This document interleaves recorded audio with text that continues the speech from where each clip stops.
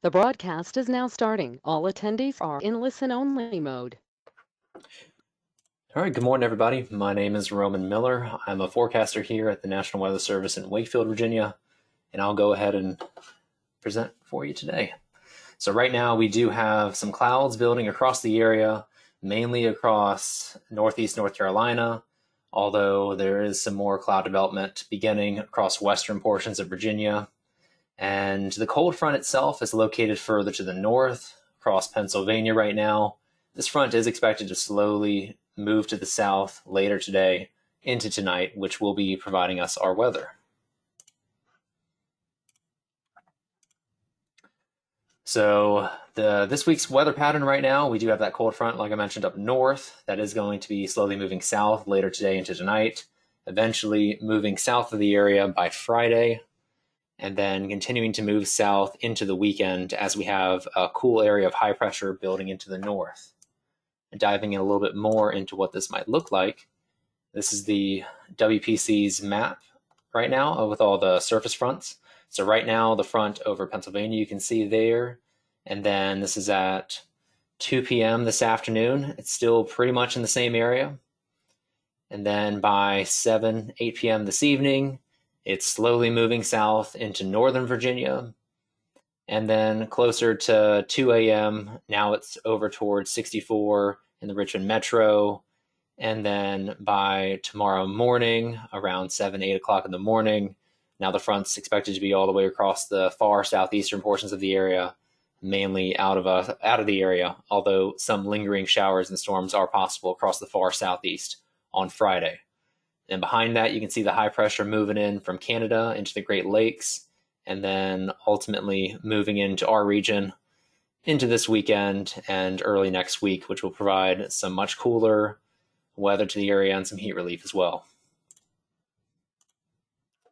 So right now we do have a flood watch out for portions of the Middle Peninsula, Northern Neck, and much of the Eastern Shore. And that's going to be in effect from this afternoon into tonight for widespread 1/2 inch to 1.5 inches, with locally up to 2 to 4 inches of rain possible in this area. So that's where our confidence is highest.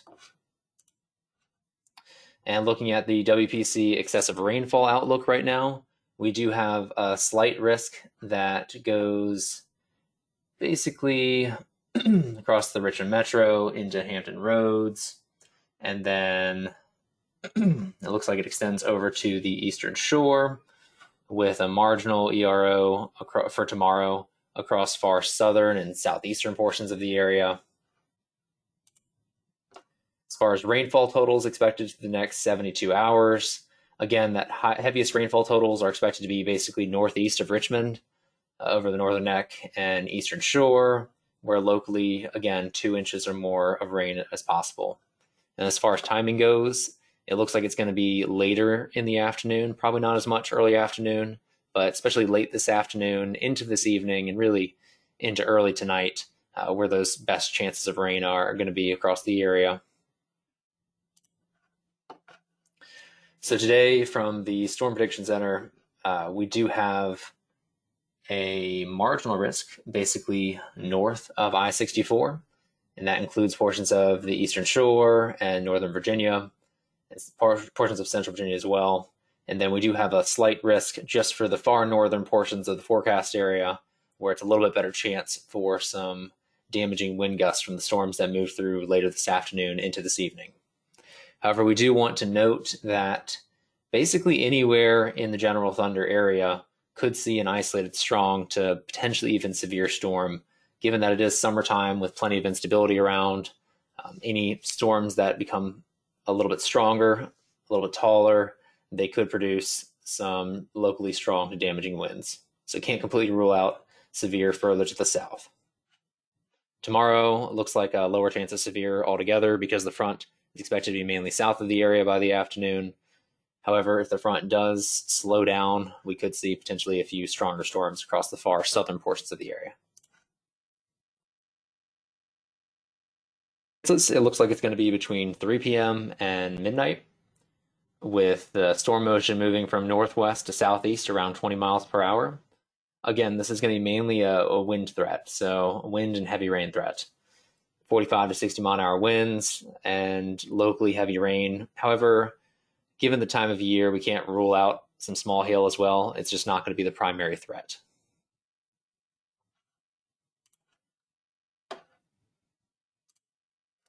And then this is just showing one model's potential for where the storms might end up or what the radar might end up looking like later this afternoon to this evening. So don't take this verbatim, but it gives you an idea of one of the possibilities. Generally speaking, it looks like we could see some isolated storms popping up between 3 and 6 p.m. across the area, mainly along a sea breeze. So you can see this particular model has some storms over the eastern shore and far southeastern portions of the area. And then later this afternoon into this evening, more well-defined line is expected to develop, basically northeast of Richmond.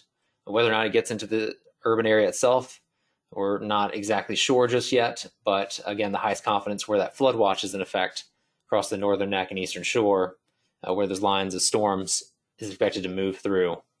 And that line of storms slowly moves to the south and east into the evening and overnight hours. We'll have to monitor to see exactly how far south this line of storms ends up making it. We're still trying to see if it's going to make it to Hampton Roads or if it's going to kind of stall just to the north. There's some uncertainty with that right now, certainly a lower confidence as you go south in southeastern portions of the area with exact regards to where and when the rain is going to happen and if it does happen. I will also note that you could get a few more locally heavy rainfall totals with some storms that form just in front of the line down in far southern portions of the area later this afternoon to this evening as well. So definitely lower confidence across southern portions of the area with the best confidence across the northern neck to eastern shore. And actually, before I get into the heat slide, I do want to show the probabilities. So this is the HREF probability for 3 inches of rain in 3 hours. Let me skip ahead to this afternoon. So by 2 p.m., we have a 10% chance of 3 inches of rain in 3 hours across mainly the eastern shore.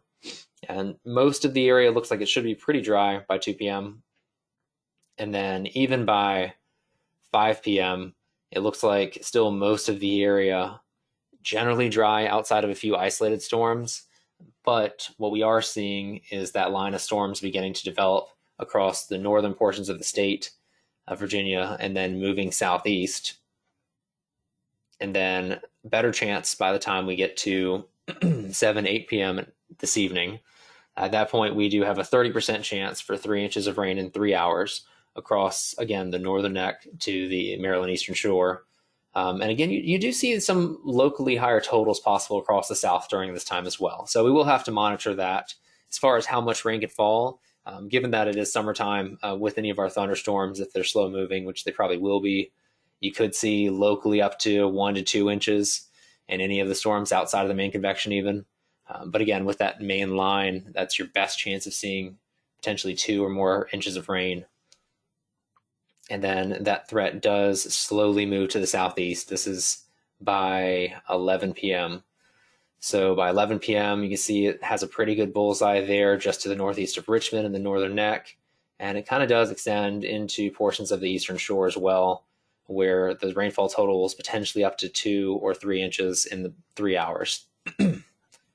And then that rain does slowly taper off as we go into the night, and eventually looks like it does move on out of here for the most part, outside of some isolated convection by tomorrow. So that gives you a general idea for time frame for the storms today. And as far as the heat goes, not quite as hot today as we were earlier this past week. Looks like high temperatures mainly in the 90s with our heat indices, or what it's going to feel like, around 100 to 104 across the area. We could locally see maybe a few areas hitting 105 for what it's going to feel like, but just briefly, maybe for an hour or two. So given the low confidence and the low spatial area, we did not issue any heat advisories for today. And then once that cold front moves on through, it's going to be significantly cooler weather coming up for Friday into next week. So you can see here the high temperatures across the area today in the 90s, but by tomorrow, we're talking about high temperatures in the lower 80s for most of the area, potentially even upper 70s for a few spots in the Piedmont. The Louisa and Goochland here at upper 70s for high temperatures. So quite a bit cooler. Definitely a pattern change as we go from July into August. And then early August looks like it's going to be much more pleasant temperatures, mainly in the low to mid 80s, with lower chances of rain after we get through Friday as well. Then looking even further ahead at the 8 to 14-day outlook, so we're looking at the basically second week of August at this point, and it looks like temperatures do warm up again, so above normal temperatures are favored with above normal rainfall. As far as the marine side goes, it looks pretty low for rip current risk for today and tomorrow. However, behind that strong cold front, the winds should increase out of the north and northeast. So we are expecting a moderate rip current risk for Saturday, and that will really linger into early next week as well. So the rip current risk for late this week is looking good, but by the weekend, definitely we're looking at conditions deteriorating with some pretty large breaking waves as well along the coast. No tropical activity is expected during the next 7 days.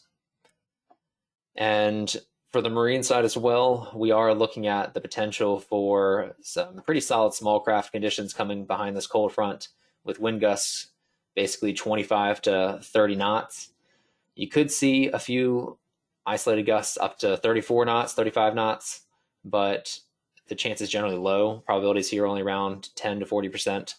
Definitely leaning on the lower side of that right now based on the climatology, time of year, and just what the model guidance is showing right now. It looks like gale conditions are probably not expected at this time. However, again, you could see a few gusts up to gale conditions.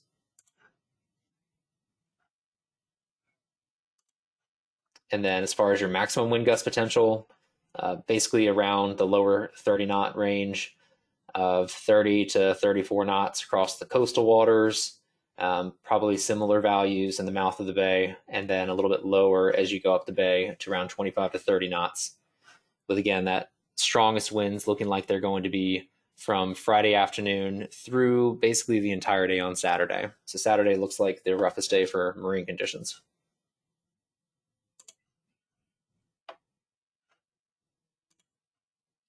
As far as what the wave heights are expected to be, it looks like wave heights in the bay could increase to 4 to 5 feet, with the seas over the coastal waters increasing to 5 to 7 feet. And again, it looks like Saturday is going to be when we see the largest increase in waves across the area. And this Hansen plot just kind of shows the general trend for when we're expecting the seas to rise. We are expecting quite a decent jump here, with the wave heights only around 1 to 2 feet, quickly increasing on Friday into Saturday. Just Friday 8 p.m. just for reference here, and Saturday 8 a.m. So by 8 a.m. Saturday, increasing to about 5 to 6 feet. So quite a big jump there between Friday and Saturday. We will have to monitor that, but for our marine partners out there, just be aware that we are expecting a pretty decent change in the marine conditions here as we move behind this cold front. Finally, I will mention briefly the tidal flooding potential. Generally, we're not expecting tidal flooding across the area. However, with those stronger northeasterly winds coming up this weekend, we could see some nuisance level flooding along the coastal portions of the forecast area. However, right now, the model guidance looks like everybody should remain below minor flood stage.